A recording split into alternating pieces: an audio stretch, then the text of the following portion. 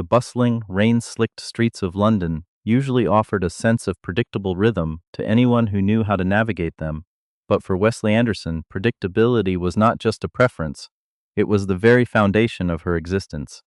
As a fiercely independent, high-achieving interior designer, Wesley had meticulously sculpted a life that left absolutely zero room for error, chaotic surprises, or emotional vulnerability.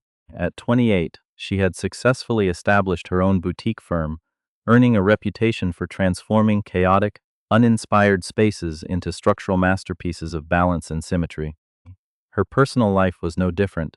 Every hour of her day was cataloged, every meal was prepped, and her historic yet beautifully renovated apartment in one of London's most prestigious neighborhoods served as her ultimate sanctuary from the unpredictable outside world.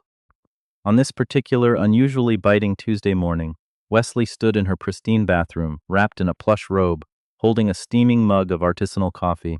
Mentally, she was already standing in a high-rise boardroom, flawlessly executing a high-stakes presentation scheduled for later that afternoon. A presentation that would secure her firm's future with the city's largest luxury property developer.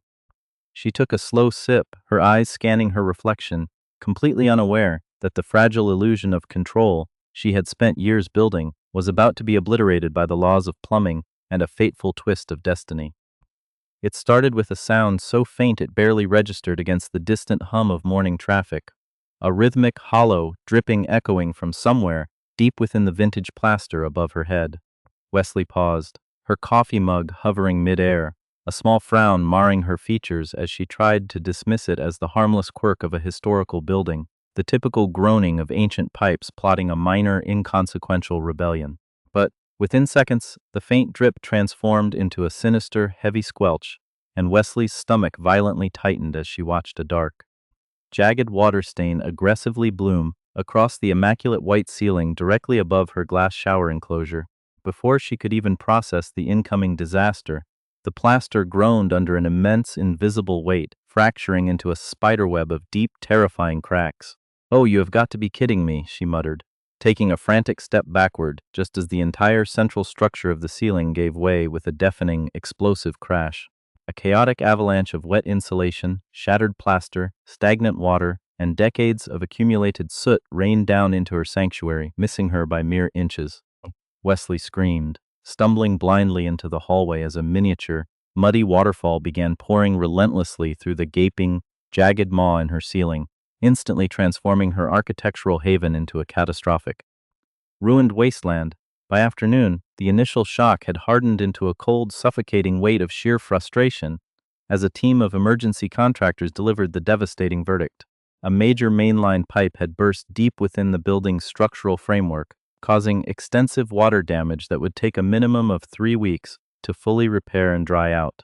To a woman who treated routine like a sacred religion and absolutely loathed uncertainty, 3 weeks of displacement felt like an eternity stranded in purgatory. Desperate to salvage her sanity and maintain a professional environment for her high-profile clients, Wesley spent hours frantically scouring premium rental listings online, her fingers flying across her laptop screen, until she stumbled upon what seemed like an absolute miracle. A stunning, fully furnished luxury penthouse was listed for immediate occupation, located exactly 3 floors above her own ruined apartment, boasting pristine hardwood floors, sprawling open-concept living spaces, and floor-to-ceiling windows offering a panoramic view of the London skyline. Without wasting a single heartbeat, she finalized the booking, her chest rising and falling, with a massive sigh of relief as a digital confirmation email flashed instantly on her screen. Packing 2 massive suitcases and several crates of crucial design blueprints, she made the exhausting journey up the building's elevator, completely convinced that she had successfully managed the crisis and restored order to her universe. The penthouse was even more breathtaking in person, radiating a cold, modern elegance that immediately appeased her aesthetic sensibilities. Exhausted but determined to establish a sense of normalcy, Wesley began unpacking her designer wardrobe into the spacious guest bedroom closet, finally letting her guard down as the golden glow of the city lights washed over the room.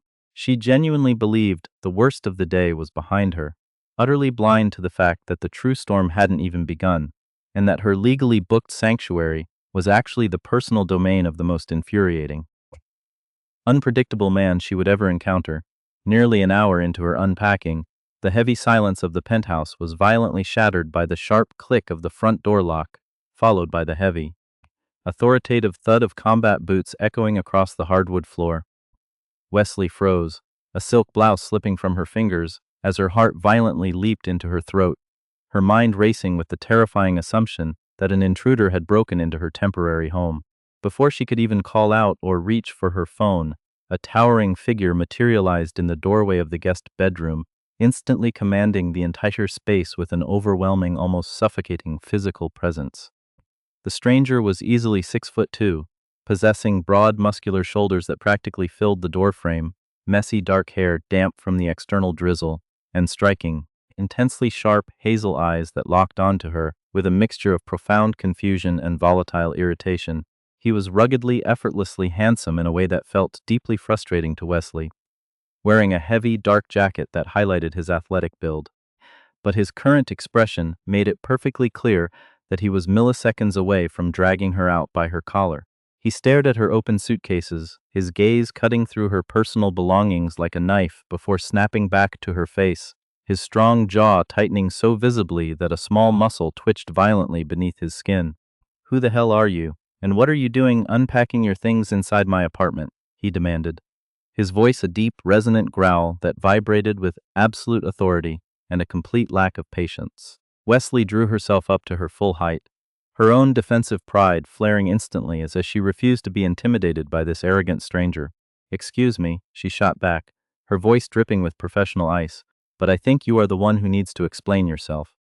The man took a slow, deliberate step into the room, narrowing his hazel eyes as he repeated himself, slower and more menacingly this time, demanding to know why a total stranger was trespassing in his private residence. The absurd accusation caught Wesley completely off guard, her mind stalling for a brief second before she fired back, matching his hostile energy note for note. "Your apartment," she repeated, incredulous. "No, it absolutely is not your apartment. Because I literally rented this place legally through an executive relocation platform just a few hours ago." The man's expression darkened considerably, a sarcastic, humorless chuckle escaping his lips as he crossed his massive arms over his chest. "I don't care what kind of digital fantasy you're living in, sweetheart. But I own this penthouse, I live here, and my name is on the deed, so you need to pack your bags and get out before I involve the authorities." Wesley felt her face flush with a dangerous mix of embarrassment and pure, unadulterated outrage as she aggressively yanked out her phone, pulling up the digital booking confirmation and thrusting the screen directly toward his face. "Well, according to the official booking confirmation and the massive charge currently sitting on my bank account, I am the rightful occupant of this space for the next 3 weeks," she spat, her voice shaking with indignation. The towering stranger didn't even flinch. He barely glanced at the screen before looking down at her with a patronizing, infuriating smirk that made Wesley want to throw her expensive phone directly at his symmetrical forehead. "And according to actual reality, I am a firefighter who just finished a grueling 24-hour shift, and I am currently standing inside the home I bought with my own hard-earned money, which means whatever digital piece of paper you have is completely worthless here." What followed was an immediate, explosive, and spectacularly unproductive shouting match that echoed through the high ceilings of the penthouse, completely obliterating any chance of a peaceful resolution. Within minutes, the two of them were completely speaking over each other, their clashing personalities creating an electric, hostile tension that practically vibrated in the air between them. Wesley, used to dealing with difficult, demanding corporate clients, found her usual diplomacy completely failing her as she loudly accused him of being an incredibly rude, caveman-like brute who lacked basic manners. The firefighter, whose name she would soon learn was Jasper Ranger, fiercely fired back, accusing her of being an entitled delusional trespasser who thought she could just buy her way into anyone's private life. Wesley called him an arrogant, insufferable autocrat, while Jasper aggressively countered by implying that she was likely some sort of highly sophisticated, smooth-talking scam artist who specialized in occupying luxury properties under false pretenses. That particular accusation nearly sent Wesley flying through the ceiling in pure fury. Her jaw dropped, her eyes widening as she practically vibrated with rage. "A scammer," she shrieked, her voice echoing off the glass windows. You are seriously calling me a criminal? I am a licensed, respected professional who booked this property through a verified agency, while you are just a hostile, narrow-minded bully. Jasper didn't back down an inch, stepping closer until Wesley could feel the warmth radiating from his massive frame, his shadow completely enveloping her. You moved into a total stranger's apartment while they were at work, unpacked your underwear in their guest room, and you're acting like you're the victim here. That is literally textbook scammer behavior, he retorted, his hazel eyes flashing with a dangerous competitive fire. Eventually, after a series of frantic, highly charged phone calls to the building management and numerous panicked, profoundly apologetic representatives from the high-end rental company, the absolute humiliating truth finally emerged. A catastrophic technical glitch in the agency's central database had erroneously left Jasper's private penthouse listed as an active available luxury rental property, despite the fact that it had been taken off the market months ago when he officially purchased it. The automated booking system had seamlessly accepted Wesley's massive deposit, generated the digital keys, and sent her the confirmation without any human oversight. Legally and logistically, neither of them was actually at fault.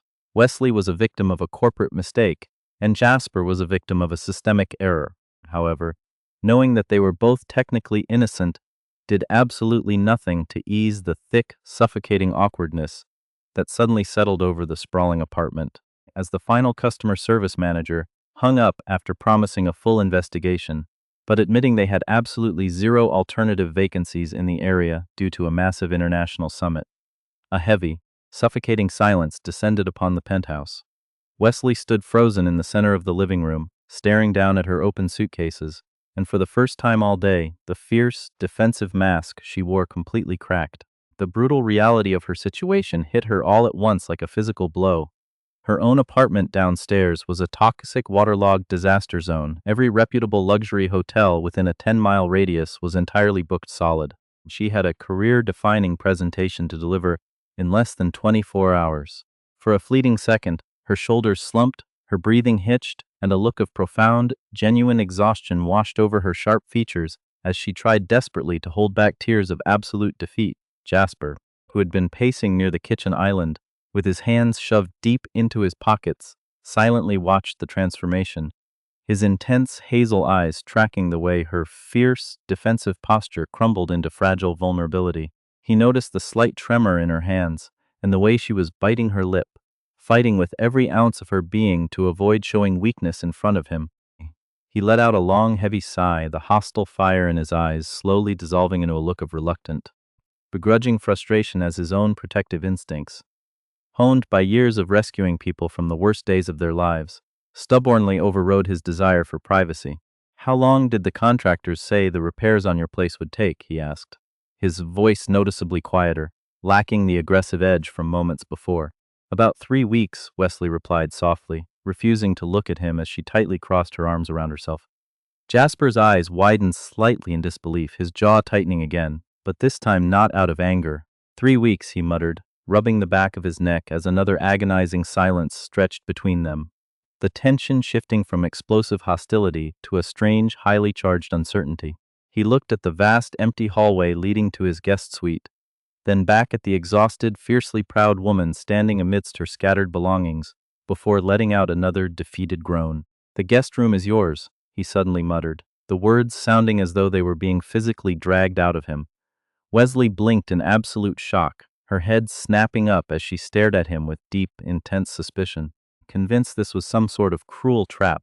"What?" she asked, her voice laced with distrust. "You can stay here until your apartment downstairs is fully fixed," Jasper clarified, his expression guarded as he leaned against the counter. "I'm not going to throw a woman out onto the street in the middle of a storm, regardless of how incredibly difficult she is." Wesley narrowed her eyes, stepping forward defensively. "Why the sudden change of heart? Just 5 minutes ago you were convinced I was a sophisticated scam artist who belonged in a prison cell, and you clearly despise my very presence." "I don't despise you, and I don't hate you," Jasper sighed, running a hand through his dark hair.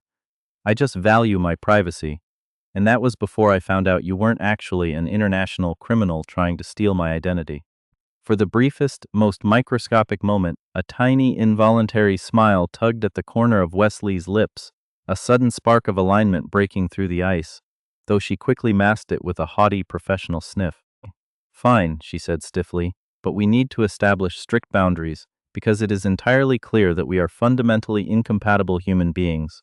The forced cohabitation began the very next morning, and it took less than 12 hours for Wesley's prediction to be proven entirely, spectacularly correct. They were like oil and water, fire and ice, two highly dominant, fiercely independent forces crammed into a single living space, clashing over the minutest details of daily existence. Their first major warfare erupted over the digital thermostat. Jasper, accustomed to the grueling, overheating environments of active fires, preferred the penthouse to be a veritable icebox, keeping the temperature at a freezing level that made Wesley feel like she was living in an Arctic tundra.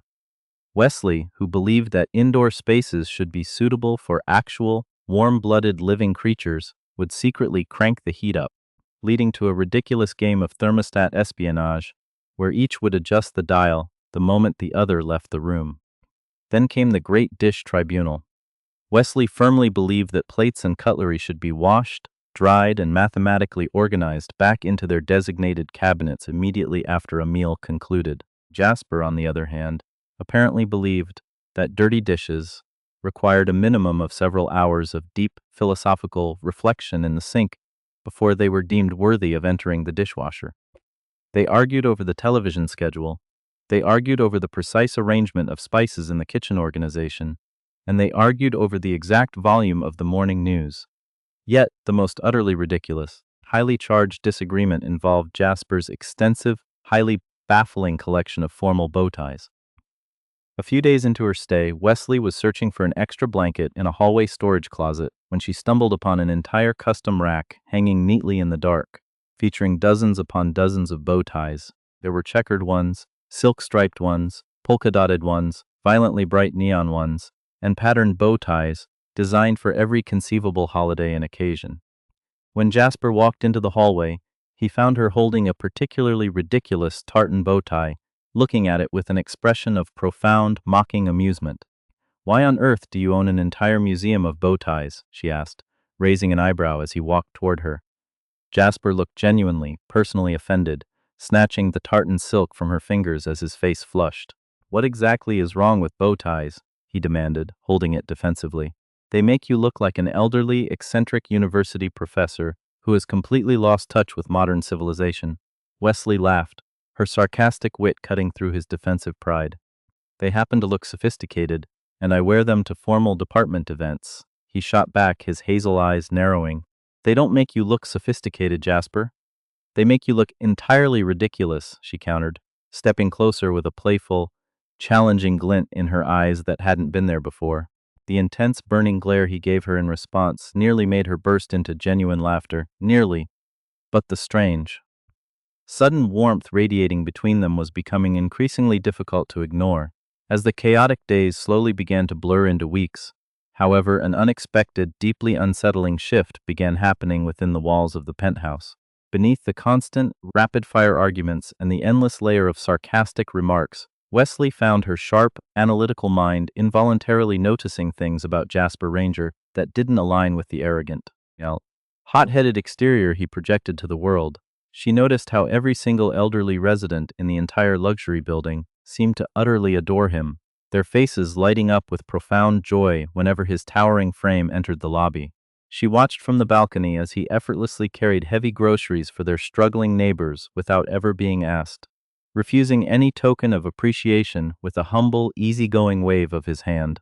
She noticed the way the local neighborhood children would literally run toward him whenever he came home in his official uniform, treating him like an absolute real-life superhero. Most of all, Wesley began to notice how drastically his entire demeanor transformed whenever someone around him was genuinely in need of help, revealing a deep, fiercely protective nature that left her entirely breathless. One particularly miserable evening, as a torrential downpour slammed against the city, she watched from the dry safety of the living room window as Jasper spent nearly an hour out on the dark street, drenched to the bone, selflessly helping an elderly stranded motorist change a blown-out tire in the freezing rain. The true turning point, the moment that struck a terrifyingly deep chord within Wesley's carefully guarded heart. occurred on a quiet Thursday night after she accidentally sliced her index finger while preparing a complex dinner. The cut was deep, blood immediately welling up, and a sharp gasp of pain escaped her lips before she could stop it. Almost instantly, Jasper appeared beside her in the kitchen, his entire presence shifting from the infuriating, sarcastic roommate into a fiercely focused, incredibly gentle first responder. The very same man who could argue passionately for 20 minutes about the placement of a coffee mug suddenly became a beacon of absolute calm. His massive, calloused hands, surprisingly tender as he guided her to the sink, he washed the wound with meticulous care, his deep voice dropping to a soothing, hypnotic murmur as he told her exactly what he was doing, ensuring she didn't panic. As he wrapped a clean, perfect bandage around her finger, his gaze briefly lifted, his intense hazel eyes locking onto hers from mere inches away, creating a sudden, suffocating bubble of intimacy that felt far more dangerous than any fire he had ever fought. The entire interaction lasted less than 5 minutes, yet somehow it lingered in Wesley's thoughts for hours afterward, refusing to leave her mind as she lay awake in the dark guest room. For the very first time, she had seen the man beneath the armor, beneath the arrogance, beneath the endless sarcasm, and beneath the infuriating confidence, there lay a profound, soul-deep kindness. That realization was terrifyingly dangerous, because liking Jasper Ranger was the absolute last thing Wesley Anderson wanted to do. Yet with every passing day, every stolen glance, and every shared argument, it was becoming an impossible battle to win. By the dawn of the third and final week of her forced relocation, Wesley had arrived at a profoundly frustrating conclusion that she absolutely hated admitting, even to the quietest corners of her own mind. Living with Jasper Ranger was no longer the unbearable, chaotic nightmare it had been during those first few explosive days. In fact, the constant arguments that had once dominated their interactions had slowly, imperceptibly melted into something else entirely. It was a silent, unacknowledged evolution that neither of them possessed the courage to openly voice, but both of them felt vibrating through the air of the apartment every single day. The sharp, biting insults had gradually softened into playful, flirty teasing. The intense irritation had transformed into a deep, comforting familiarity, and the hostile friction had completely shifted into an undeniable, magnetic tension. They had stopped acting like sworn enemies forced into a truce. Though Wesley would rather walk through fire than admit such a vulnerable truth out loud to Jasper, knowing the insufferable man would never let her hear the end of it. The shift manifested in tiny, quiet moments so seemingly insignificant to the outside world, but deeply monumental to two people who had spent their lives avoiding emotional attachments. Jasper began quietly, leaving a perfectly brewed mug of artisanal coffee on the counter for her every single morning before he departed for his grueling shifts, having silently memorized the exact, specific way she liked it. Wesley, without even consciously planning it, found herself cooking enough dinner for two every night, leaving a perfectly preserved plate in the fridge for when he returned exhausted in the middle of the night. He effortlessly remembered the specific names and stressful deadlines of her design clients, and she secretly kept track of the complex rotation of his firefighting shifts, their lives starting to fit together far too naturally, like two puzzle pieces that had been violently forced together by fate, only to find they belonged that way. One dark, heavy evening, while Wesley sat at the sleek kitchen island beneath the warm pendant lights, meticulously reviewing a set of complex blueprints for an upcoming corporate project, the front door clicked open, and Jasper walked into the penthouse, looking more physically and emotionally drained than she had ever seen him. The powerful, broad shoulders that usually held so much arrogant authority seemed physically weighed down by an invisible, crushing burden, his movements agonizingly slow as he dropped his keys onto the counter with a dull, hollow clink. The quick-witted, sarcastic greeting that he always targeted her with never came. Instead, he simply offered her a tired, completely hollow nod before immediately disappearing down the long hallway, quietly closing his bedroom door behind him. Wesley's pencil paused midair, a deep, unsettling frown marring her features as an intense wave of concern washed over her, a concern that genuinely surprised and alarmed her. A mere few weeks ago, she would have enthusiastically celebrated an entire evening of complete silence from her insufferable neighbor. But now she found herself staring fixatedly at his closed door, her heart aching with a desperate, heavy curiosity about what could have possibly broken his fierce spirit. The realization was deeply terrifying, because she knew that genuine concern led straight to emotional attachment, and emotional attachment led directly to vulnerable feelings, feelings that a career-driven woman like her absolutely did not need or want in her organized life. Yet, despite her desperate internal attempts to ignore the magnetic pull, those forbidden feelings continued to grow rapidly beneath the surface, especially after a terrifying incident a few nights later forced her to confront the dark. Agonizing shadows that Jasper worked so desperately to hide from the world. The first nightmare shattered the peace of the penthouse late on a stormy Thursday night, waking Wesley instantly from a deep sleep as a muffled, guttural sound echoed from somewhere down the dark hallway. Her heart instantly raced, a cold sweat breaking out across her skin as she climbed out of her bed, initially fearing that an intruder had broken into the apartment. She crept quietly along the hardwood floor, the shadows stretching long against the walls, but as she approached the source of the noise, she realized with a shock that it wasn't an intruder at all. It was a voice, Jasper's voice, but it was completely unrecognizable. He didn't sound angry, he didn't sound annoyed. He sounded completely, utterly terrified, a desperate, strangled gasp escaping his throat that froze Wesley completely in her tracks. Moving with absolute caution, she approached his partially opened bedroom door and peered through the narrow crack into the dim, moonlit room, her breath catching at the sight before her. Jasper was trapped somewhere in the agonizing purgatory between deep sleep and a violent panic attack, his massive, powerful body twisting and turning violently against the tangled bedsheets as though he were physically fighting an invisible demon. A thick sheen of sweat covered his pale forehead, his breathing coming in rapid, uneven, suffocating gasps as he muttered hoarsely into the empty room, a raw, naked pain vibrating in his tone that sent a sharp, physical ache straight through Wesley's chest. Before she could even make the conscious decision to push the door open and wake him from the horror, Jasper suddenly jolted upright in bed with a violent, full-body jerk, his eyes flying open into the darkness as his chest rose and fell in frantic, desperate heaves. For several excruciating moments, he simply sat there in the shadows, his breathing heavy and ragged, before his fierce gaze suddenly snapped toward the doorway, catching sight of her standing there. A look of intense, deeply defensive embarrassment instantly flashed across his features, his jaw tightening as he tried to mask his vulnerability with a weak, completely exhausted rasp. "Were you spying on me?" he questioned, the words lacking any of his usual confident, biting authority. Wesley entirely ignored the weak accusation, stepping into the room as she asked softly, "Are you okay?" "I'm fine," he snapped back far too quickly, the lie completely transparent, but Wesley knew better than to push him. "Not yet," silently stepping back into the shadows while knowing that the man she was falling for was fighting a dark, hidden war within his own soul. Over the following few days, the mysterious cracks in Jasper's perfect facade became impossible for Wesley to ignore, her sharp observation skills picking up on a pattern of behavior that deeply unsettled her. She began to notice that certain innocent topics of conversation would cause his entire demeanor to violently shift whenever children, family, or the concept of parenthood were brought up. An invisible, freezing wall would instantly slam down between them. His easygoing, handsome smile would become painfully strained and robotic.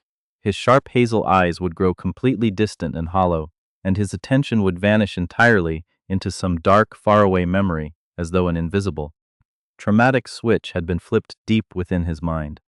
The cheerful, brave firefighter whom the entire neighborhood loved would suddenly vanish into thin air, and in his place stood a haunted, broken man, carrying an unbearable, invisible weight that he had never truly escaped. The more Wesley silently observed these heartbreaking shifts, the more desperately curious she became, not out of a desire for petty gossip or secrets, but because she genuinely, deeply cared about his well-being. That internal realization terrified her more than the intense physical attraction, because caring about someone gave them the ultimate power to completely destroy you. And Wesley had spent her entire adult life building impenetrable fortresses around her heart to ensure nobody ever held that power over her. Yet, somehow, without using any force, Jasper Ranger had seamlessly slipped past every single defense she had ever constructed, his vulnerability drawing her in until a rainy Saturday evening finally brought the dark, agonizing truth to light. The storm that night was biblical, the rain hammering relentlessly against the floor-to-soiling penthouse windows while deep, ominous crashes of thunder rolled across the London skyline in violent, vibrating waves. Inside, Jasper and Wesley were sitting closely on the plush living room sofa, mindlessly eating takeaway Chinese food while a random movie played on the television screen, though neither of them was paying any actual attention to the plot. The wild weather outside had ironically created a rare, intensely intimate atmosphere within the apartment, a quiet, comfortable sanctuary where both of them felt uniquely safe in each other's presence. Suddenly, a breaking news segment aggressively interrupted the movie broadcast, the screen flashing to a live reporter standing outside a heavily charred apartment building in East London, reporting on a massive fire evacuation that had occurred earlier that afternoon.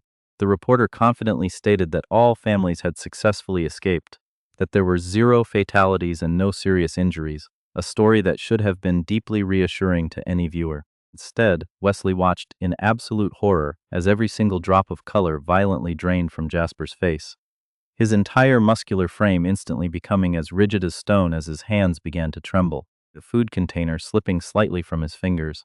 For a fleeting second, the fierce firefighter disappeared, and she saw genuine, agonizing fear in his eyes. Not professional concern, not sadness, but raw, paralyzing terror. Without uttering a single word, Jasper abruptly stood up, abandoning his food, and walked out onto the glass-enclosed balcony, stepping directly into the dark. Stormy night as the television continued to play its hollow noise behind him. After several long, agonizing minutes of internal debate, Wesley quietly followed him out, the cool, damp air hitting her face as the rain drummed softly against the glass doors, separating them from the warmth of the living room. Jasper stood completely motionless against the balcony railing, staring blindly into the pitch-black darkness of the city, looking completely lost, entirely broken, and utterly consumed by an invisible demon. "Want to tell me what's going on?" she asked gently, her voice a soft, comforting anchor against the howling wind. For a long, agonizing time, he said absolutely nothing, and Wesley truly believed he was going to shut her out completely, maintaining the rigid walls of his pride. But then, as a massive crack of thunder shook the sky, the 5 years of suffocating silence locked deep within his chest finally fractured, and his voice came out as a barely audible broken whisper. "It was a baby," he admitted, his jaw trembling. Wesley remained completely still and silent, giving him the immense emotional space and control he desperately needed to finally bleed out his pain. Jasper swallowed hard, his eyes glistening with unshed tears as he explained that 5 years earlier, during his second year as a full-time firefighter, he had responded to a devastating, fast-moving apartment inferno. The building had transformed into a raging, inescapable hellscape within mere minutes, smoke blinding them, families trapped on upper floors, children screaming through the chaos, absolute, unadulterated terror everywhere. Jasper and his specialized crew had entered the burning structure repeatedly despite the extreme, life-threatening danger, successfully rescuing resident after resident, dragging dozens of people out of the jaws of death floor by floor. But there had been one final apartment on the top floor, one final smoke-filled nursery, one final child, an innocent infant trapped beneath the collapsing timber. By the time Jasper had brutally fought his way through the blazing wreckage and reached the crib, it was already too late. The smoke had taken the child, and the memory of that failure had haunted his soul every single second of every single day since.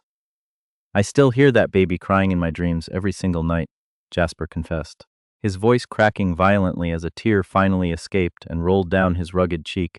"I hear it when the apartment gets too quiet. I hear it the moment I close my eyes. I hear it every single time some stranger looks at me and tells me I'm a hero." Wesley's heart completely shattered into a million pieces at his words, the profound, agonizing depth of his trauma finally laying bare before her. She could see it all now, the crushing guilt, the unhealed grief, and the unbearable, suffocating weight he had been forcing himself to carry completely alone in the dark. "They told me I did everything humanly possible," Jasper continued, letting out a bitter, entirely humorless laugh that cut Wesley to the bone. "They said nobody on earth could have gotten up those stairs any faster. They even gave me a medal for saving dozens of other lives that night." He paused, his hazel eyes locking onto hers, completely filled with an ocean of raw anguish. "But none of that matters, Wesley. Absolutely, none of it matters when the only thing you can think about when you close your eyes is the one single person you couldn't save. For several long moments, neither of them spoke, the storm continuing to rage violently around their high-rise sanctuary, the bright city lights blurring into streaks of gold and silver behind the heavy rain. For the first time since meeting him on that chaotic Tuesday morning, Wesley saw the real, completely unmasked Jasper Ranger, not the sarcastic, arrogant neighbor, not the infuriating man with the ridiculous bow tie collection, and not the confident, bulletproof firefighter everyone admired, but just a deeply broken, profoundly hurting man who had spent 5 agonizing years brutally punishing himself for a tragedy he never had the power to change, without a single thought of self-preservation. Completely guided by an overwhelming wave of pure love and empathy, Wesley reached out and firmly took his trembling, massive hand in her own. Jasper looked down in absolute surprise at their intertwined fingers, then slowly back up at her face, something massive and deeply powerful shifting in the air between them. Wesley wasn't offering him empty, patronizing solutions, she wasn't judging his weakness, and she wasn't offering cliché platitudes telling him to just move on. She was simply standing there in the storm, listening to his darkest shadow, holding on to him so he didn't drown.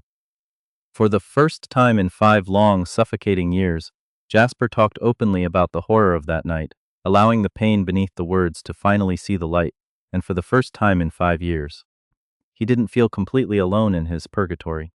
The heavy silence that followed his confession felt entirely different. It was highly charged, fragile, and dangerous, the emotional air between them thickening until neither of them could look away or take a single step backward. The storm outside intensified, but neither of them noticed anymore. Because suddenly all they could see, all they could feel, was each other. Months of unacknowledged tension, weeks of fierce arguments, and countless stolen glances of growing affection finally reached an absolute, undeniable breaking point.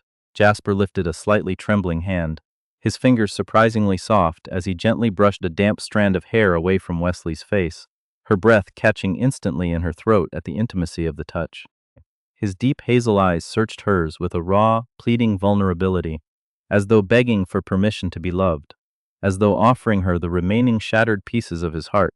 When she didn't pull away, the final, reinforced wall between them completely collapsed into dust, and what began with a soft, hesitant kiss quickly ignited into an overwhelming, passionate fire that neither of them had the power or the desire to stop. The physical space between them vanished completely as months of built-up frustration, hidden desire, deep-seated trust, and unspoken feelings finally found their beautiful, chaotic answer. What began as a simple, comforting touch quickly transformed into a fierce, desperate embrace, neither of them wanting to ever leave the safety of the other's arms. For the very first time in his life, Jasper allowed someone close enough to see every single jagged crack in his armor, and Wesley held him tightly against the storm, without asking him to be anything other than exactly who he was. He kissed her like a starving man who had been stranded in a desert for months, pouring every ounce of his unvoiced affection, his hidden passion, and his rapidly growing love into her lips, making slow, intensely intentional love to her that night, as though she belonged to him and him alone. Deep outside, the cold rain continued to fall relentlessly over the ancient streets of London, but inside the warm cocoon of the penthouse, the rigid fortresses they had spent their entire lives building were completely torn down, leaving them beautifully exposed. By the time the golden light of morning broke through the storm clouds, absolutely nothing about their relationship was the same, and both of them knew with terrifying certainty that they had crossed a monumental line from which there was no turning back. And neither of them wanted to. For a few beautiful, breathtaking weeks following that monumental rainy night, Wesley Anderson felt as though her once rigid life had somehow wandered into a stunning, vibrant dream she had never been brave enough to imagine for herself. The constant, aggressive arguments that had once defined her tumultuous relationship with Jasper had not entirely vanished, because both of them were still far too stubborn to ever fully stop debating over thermostat settings, grocery lists, and whether formal bow ties should ever be considered acceptable casual attire. But the underlying hostility had completely transformed into a deep, radiating warmth, an intense familiarity that made the penthouse feel less like a temporary corporate relocation and more like the first real place she had ever truly belonged in her entire life. For the first time in a very long time, Wesley found herself actively, eagerly looking forward to coming home. At the end of a long day, her heart leaping at the distant sound of Jasper's heavy footsteps in the hallway. She looked forward to their deep late-night conversations huddled together on the sofa.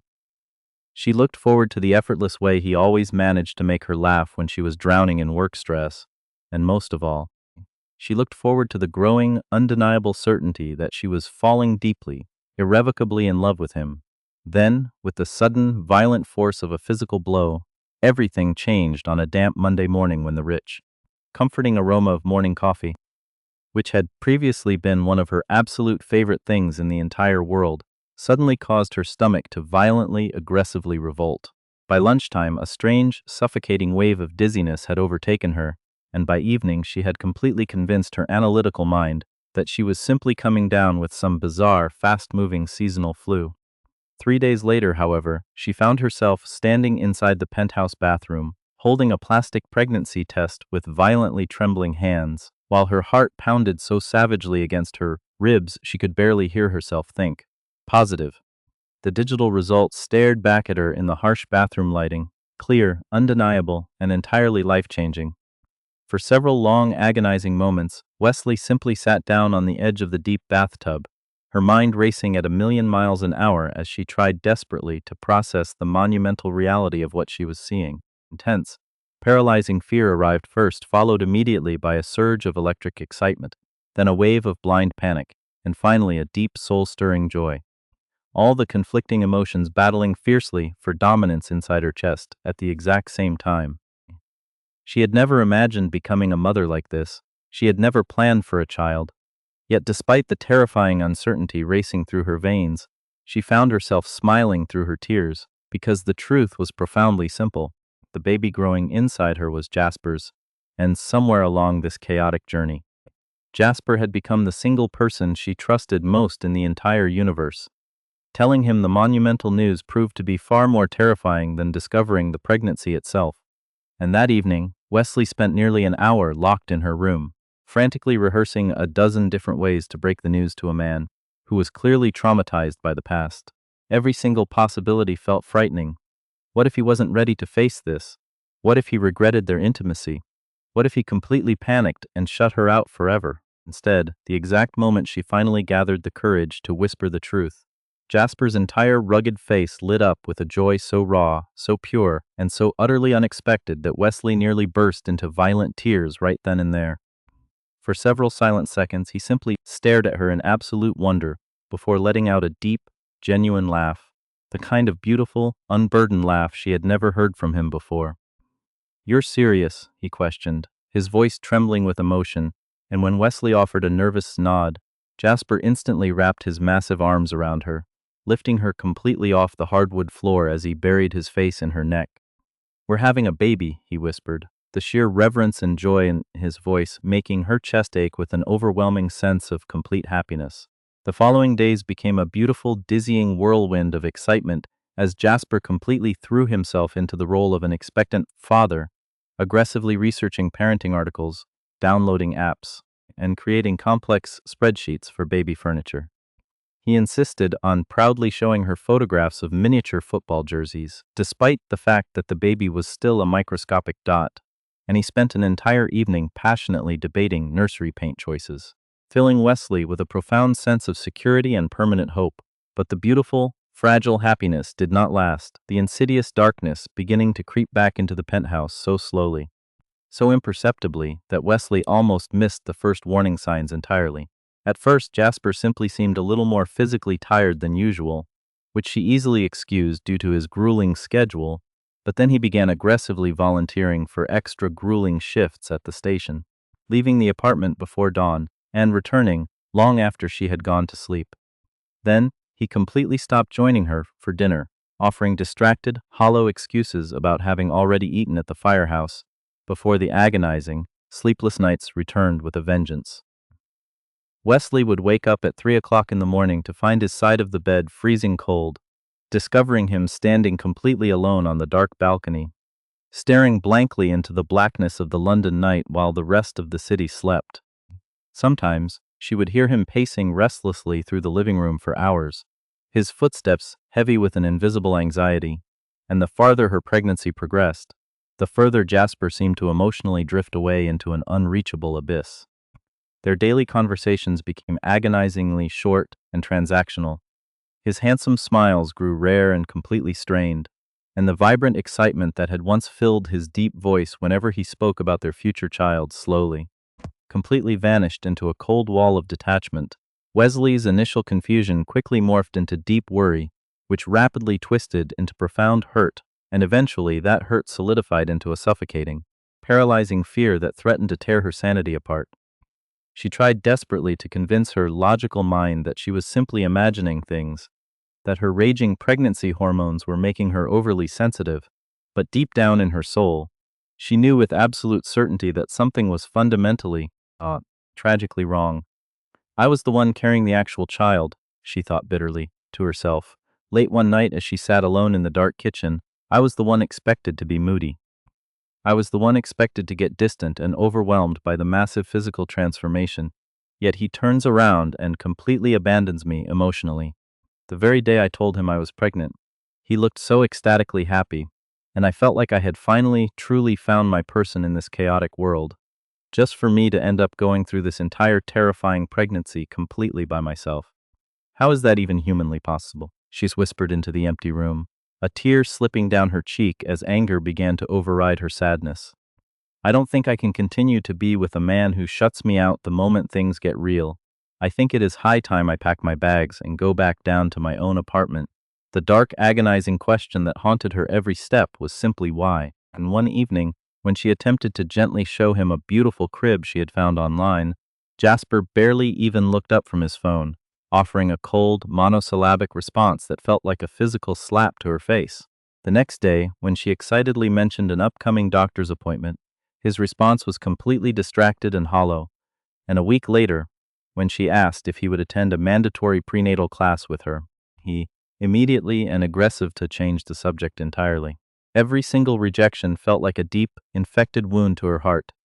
Every distant response making her wonder if he had completely changed his mind about them, if he bitterly regretted their beautiful night together, or if the reality of becoming a father had completely terrified him into hating her.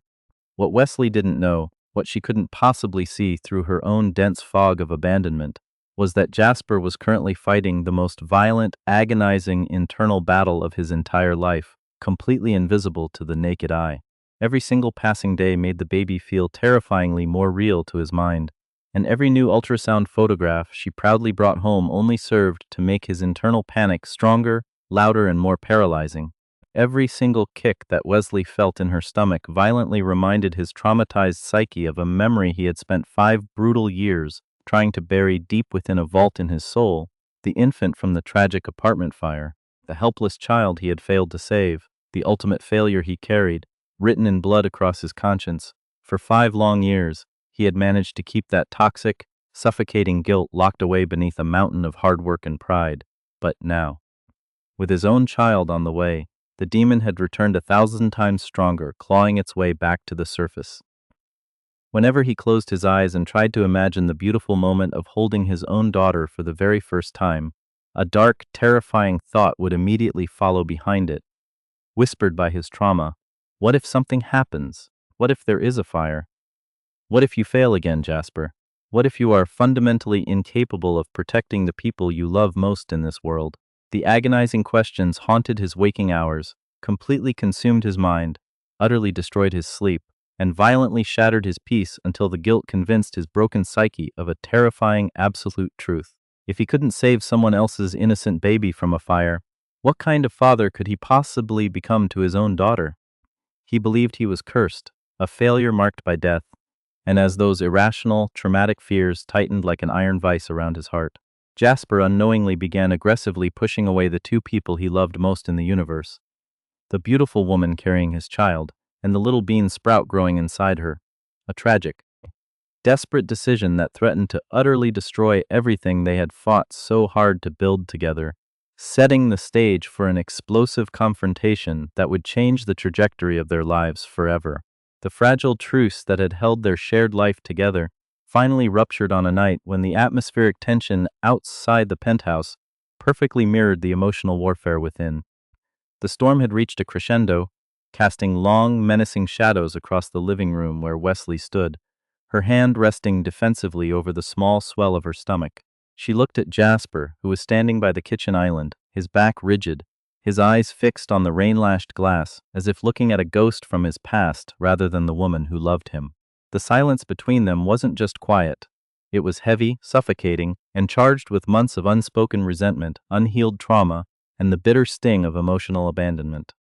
Wesley had reached her absolute limit, her usual analytical patience completely eroded by weeks of watching the man she adored retreat into a cold, impenetrable fortress of detachment. Leaving her to navigate the terrifying waters of pregnancy completely alone, when she finally spoke, her voice wasn't loud, but it possessed a sharp, cutting clarity that sliced through the ambient hum of the storm, demanding that he turn around and face the wreckage he was making of their relationship. "You are physically here, Jasper, but you left this apartment, and you left us weeks ago," she said, her eyes flashing with a mix of heartbreak and fierce indignation. Jasper didn't flinch, his jaw tightening as he slowly turned to face her, his hazel eyes completely devoid of the warmth that had once made her feel safe, replaced instead by a hardened robotic mask of prideful denial. "I told you, Wesley, I'm just tired from the extra shifts at the station." "There's nothing wrong," he responded, his voice flat, defensive, completely hollow. A textbook lie that they both knew was a blatant insult to her intelligence. The blatant dismissal of her pain was the final match that lit the fuse, transforming Wesley's deep sorrow into a blinding, righteous fury as she took a decisive step toward him, refusing to let him retreat into his usual silence. "Don't you dare lie to me anymore, Jasper. You completely vanish every time I bring up the baby. You refuse to touch my stomach. You won't attend a single medical appointment.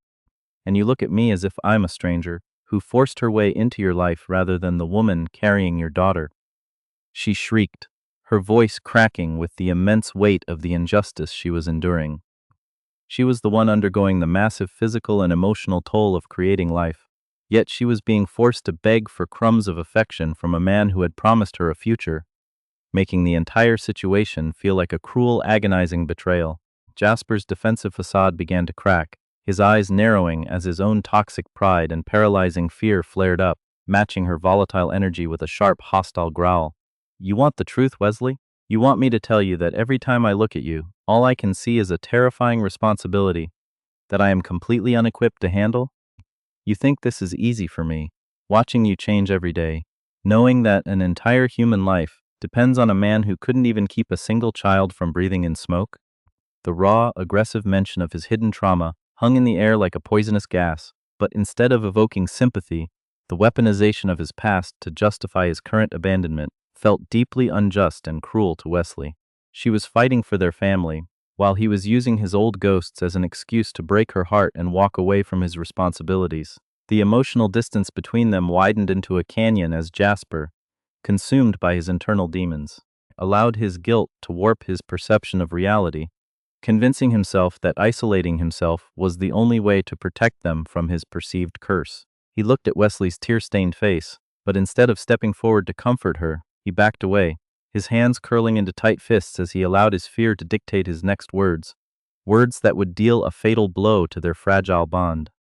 "If you hate being here so much, if you think I'm such a terrible, distant monster, then nobody is forcing you to stay in this penthouse," he uttered coldly, the prideful statement cutting through Wesley like a razor blade. The sheer, unadulterated injustice of the comment made her gasp, her mind reeling at the absolute unfairness of a man offering her an ultimatum when she was the one fighting for his survival and healing. She had stayed by his side through the nightmares, she had accommodated his erratic schedules, and she had given him her heart, only to be told that she was free to leave. His trauma became too inconvenient for him to manage like an adult.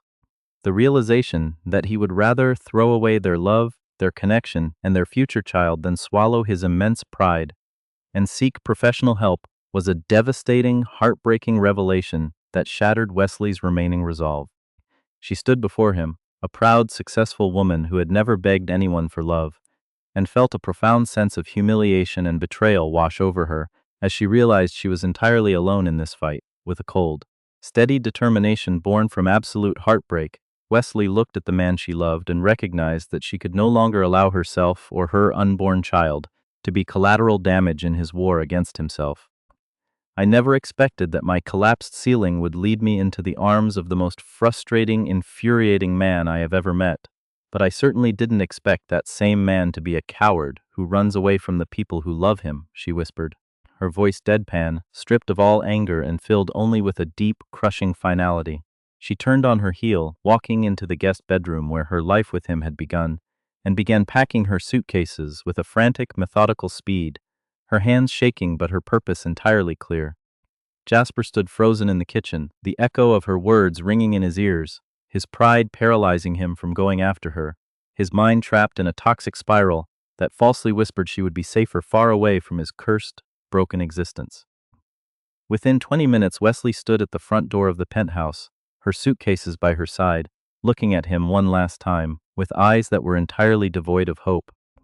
"I am going back down to my repaired apartment, Jasper, because I refuse to raise our daughter in the shadow of a man who is actively drowning while pretending he can swim," she stated firmly, before opening the door and stepping out into the cold, empty hallway.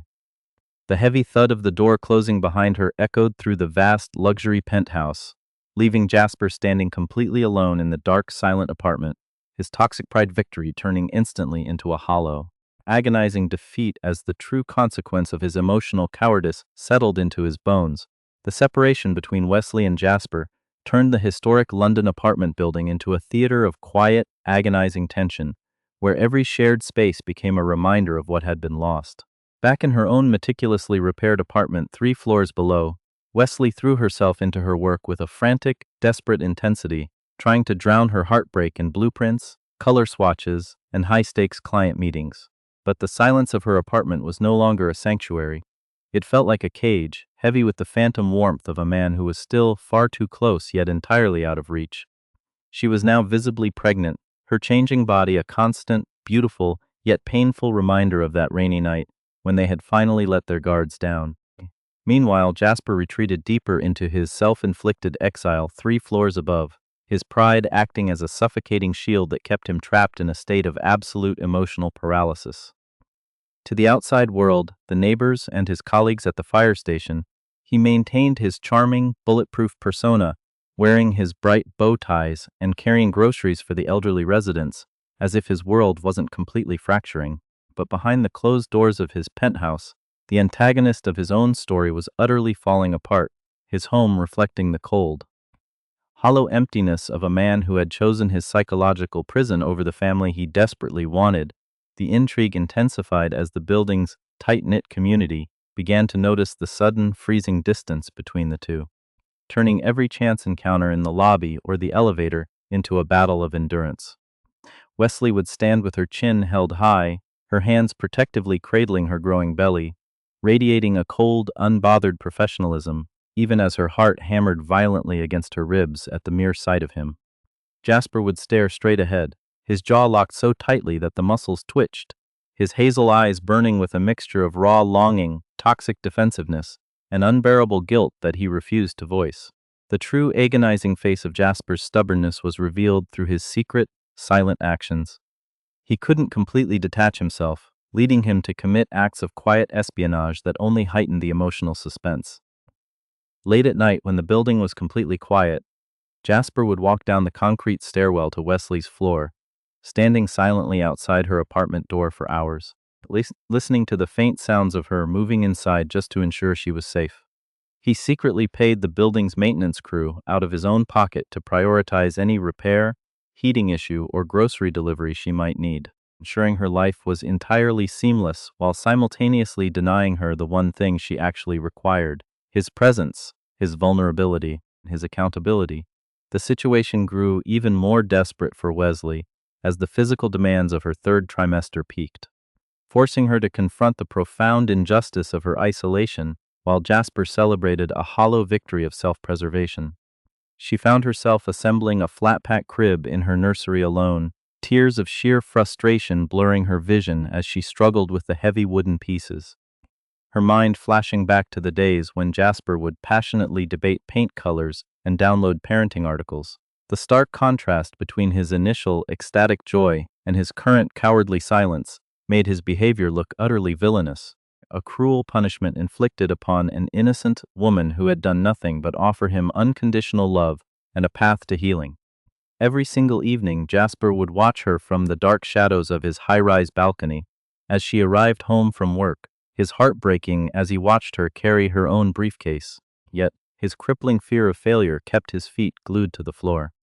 He convinced himself that by staying away, he was keeping her safe from his traumatic past, completely blind to the fact that his prideful abandonment was inflicting a far deeper, more permanent wound than any accident ever could. The tension in the narrative built to a suffocating crescendo, the viewers eagerly awaiting the moment this insufferable, frustrating man would finally be forced to drop his armor, confront his demons, and face the absolute truth of what he was throwing away. The breaking point of Jasper's self-inflicted isolation arrived with the terrifying, unyielding force of a medical emergency on a quiet, crisp autumn morning, a moment where his elaborate walls of toxic pride and defensive denial were utterly shattered. Wesley had spent the early morning hours pacing her living room floor, her hand pressed heavily against her lower back as sharp rhythmic waves of pain began to radiating through her entire body, signaling that their daughter was entirely ready to enter the world, weeks ahead of schedule. Panic seized her as she realized her water had officially broken right there on the hardwood floor, leaving her stranded, physically overwhelmed, and unable to carry her own heavy hospital bags to her vehicle. In a state of absolute vulnerable desperation, she bypassed her pride and dialed the one number she had memorized by heart, her voice cracking into a raw, breathless gasp the second Jasper answered his phone 3 floors above. "Jasper, it's the baby." She choked out through a sudden contraction. "I'm alone, and I can't breathe." The transformation in Jasper was instantaneous and explosive. The seasoned firefighter, who had spent weeks hiding behind a cowardly mask of emotional distance, completely lost his rigid, arrogant composure. The sound of her suffering completely short-circuited his psychological trauma, sending him scrambling out of his penthouse in a state of complete and utter panic, dropping his morning coffee mug as he raced down the emergency stairwell 3 steps at a time. When he brutally burst through her apartment door, his face was entirely pale, his confident posture completely unraveled as he took in the sight of the fiercely independent woman he loved, trembling, vulnerable, and completely dependent on him to survive the morning. The drive to the hospital was a chaotic blur of screeching tires and frantic reassurances, but the true, ultimate climax of their journey unfolded hours later inside the stark, brightly lit delivery room where the absolute unmasking of Jasper Ranger's soul took place. Standing directly beside her hospital bed, his massive, calloused hand fiercely gripping hers as Wesley endured the grueling, agonizing final stages of labor, Jasper felt every single drop of his remaining pride dissolve into complete nothingness. He was forced to look directly into the eyes of the woman who had endured his cold rejections, his maddening silence, and his infuriating moodiness, yet she was still holding on to him, fighting with every ounce of her being to bring their innocent child into the world. When the long, exhausting hours finally culminated in a sharp, beautiful, and piercing cry that filled the sterile room, time completely stopped for both of them, and the hidden truth of Jasper's universe was completely exposed. The nurse gently placed the tiny, dark-haired infant girl directly into Jasper's massive arms, and in that singular, breathtaking second, the heavy, suffocating illusion of his guilt entirely vanished. Looking down at the miniature perfect heartbeat resting safely against his chest, the 5 years of blinding trauma he had used as a weapon to push Wesley away were exposed as a tragic, self-inflicted delusion. The infant he had tragically lost in the fire half a decade ago was never his personal failure. It was a heartbreaking tragedy of fate, and isolating himself from his own family wouldn't honor that loss. It would only destroy the living. The complete and total triumph of justice over his internal demons occurred right there in that hospital room as Jasper completely fell apart, his rugged face soaking with raw, heavy tears of absolute freedom, shame, and overwhelming gratitude. He looked at Wesley, who was watching him from the pillows with a exhausted, beautifully triumphant smile, and the immense humiliation of his past cowardice washed over him as he realized how incredibly close he had come to throwing away this magnificent miracle out of pure, stubborn fear. He sank to his knees beside her bed, still cradling their perfect daughter close to his heart, completely unmasked, completely stripped of his defensive arrogance, and utterly broken in the best possible way. "Wesley, I am so deeply, profoundly sorry for being the most frustrating, blind idiot you have ever met.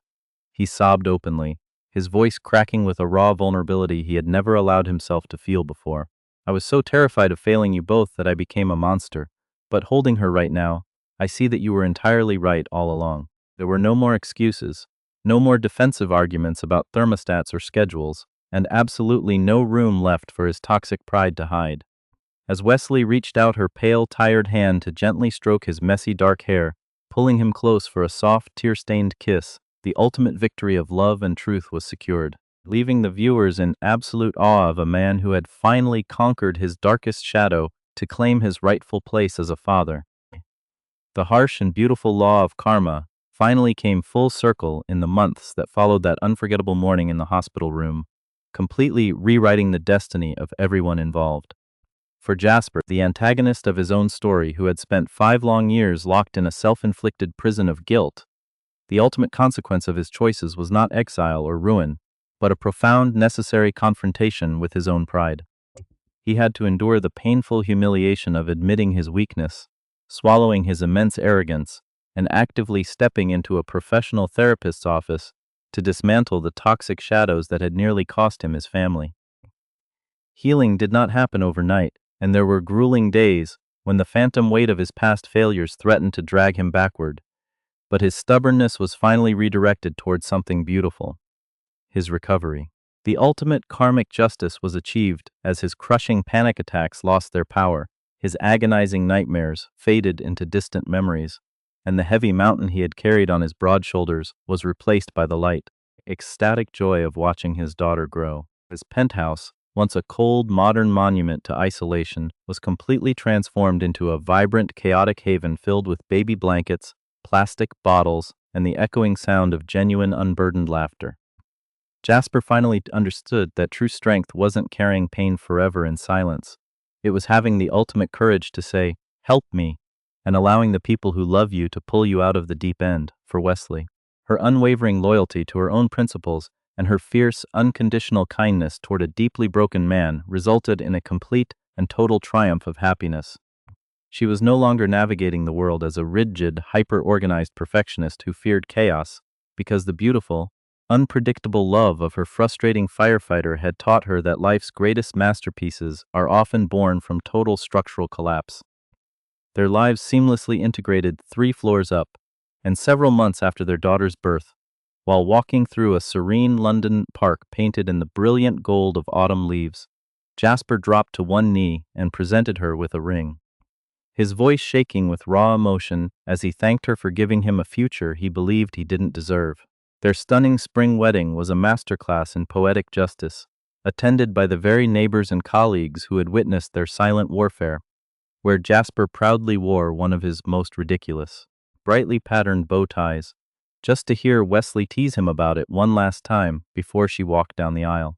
As they swayed gently on the dance floor later that evening, their sleeping daughter nestled safely between them beneath the soft glow of the reception lights. The complete resolution of their dramatic journey was finally locked into place. This deeply emotional and instructive story leaves us with a powerful, universal life lesson that every single viewer must carry forward into their own relationships and daily lives. Sometimes, the universe will violently collapse your ceiling, disrupt your perfect routines, throw you into absolute chaos just to force you out of your comfort zone and lead you directly into the arms of the person you are truly meant to be with. It teaches us that carrying a heavy guilt for a tragedy you had no power to change is not an act of heroism. It is a slow, destructive poison that will eventually drive away the very people who are trying to save you from yourself. True love requires you to completely drop your defensive armor, swallow your stubborn pride, and choose the vulnerability of healing over the false comfort of an isolation that breaks the hearts of those around you. If you are currently staying in a relationship or a state of mind where you are drowning while pretending you can swim, remember that admitting you need help is the ultimate act of bravery, and refusing to heal is the only true failure. My amazing story lovers, I want to hear your raw, unfiltered thoughts about Jasper and Wesley's journey down in the comment section below. Did Jasper deserve Wesley's fierce patience, or did he push her too far? Please make sure to hit that like button, subscribe to the channel for more highly emotional life stories, and share this video with someone who needs to hear this powerful message today. I will see you all as soon as possible in our next video. Bye.